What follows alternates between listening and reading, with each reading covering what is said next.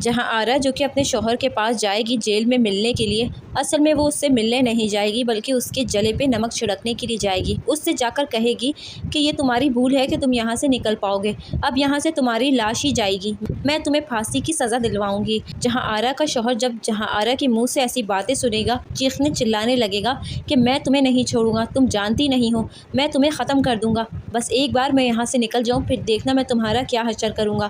جہاں آرا مسکرا دیتی ہے اور وہاں سے چل پڑتی ہے۔ وہیں دوسری طرف ہم یہ بھی دیکھیں گے کہ شاہجہاں جو کہ جہاں آرا کی جال میں پھنستا چلا جا رہا ہے۔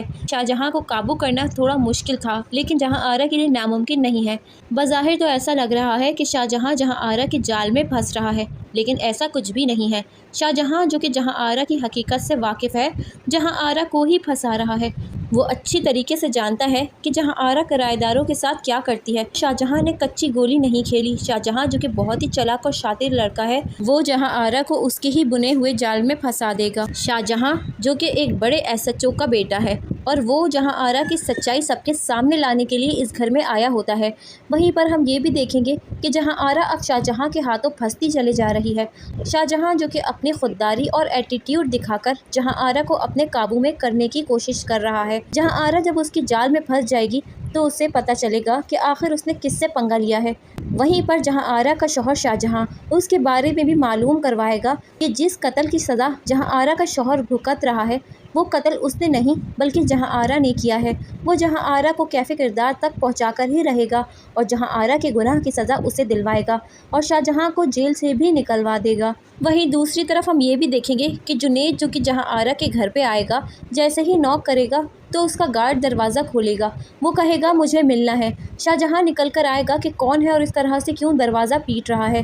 جب وہ دیکھے گا تو وہ اس سے کہے گا مجھے پتا تھا کہ جہاں آرا نے نئے کرایہ دار رکھ لیے ہوں گے، اس عورت سے بچ کے رہیے گا، یہ بہت شاطر عورت ہے، یہ نئے شادی شدہ جوڑوں کو رکھ کے ان کی طلاق کروا دیتی ہے۔ شاہجہاں کہتا ہے میں سب جانتا ہوں، مجھے بتانے کی بالکل بھی ضرورت نہیں ہے، اور آپ ہے کون؟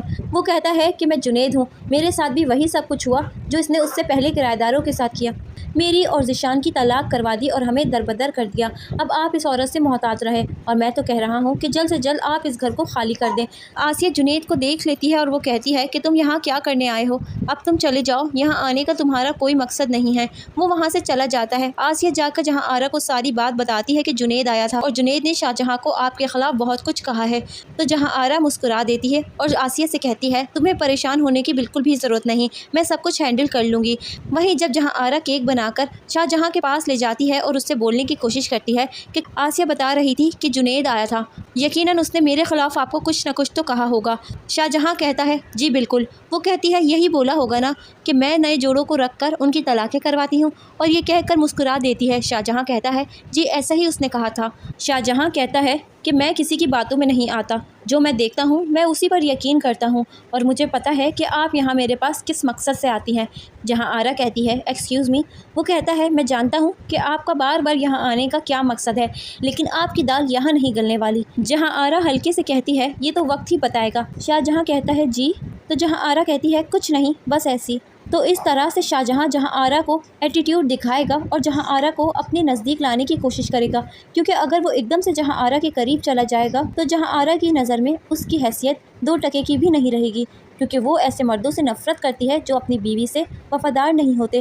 اسی لیے وہ اپنی بیوی سے محبت کرتے ہوئے جہاں آرا کو ٹریپ کرے گا اور اسے کیفے کردار تک پہنچائے گا۔ میرے دوستوں ویڈیو اچھی لگی ہے تو لائک کر لیجئے، چینل پہ نئے ہیں تو سبسکرائب کر لیجئے تاکہ میری ویڈیو آپ کو ملتی رہے۔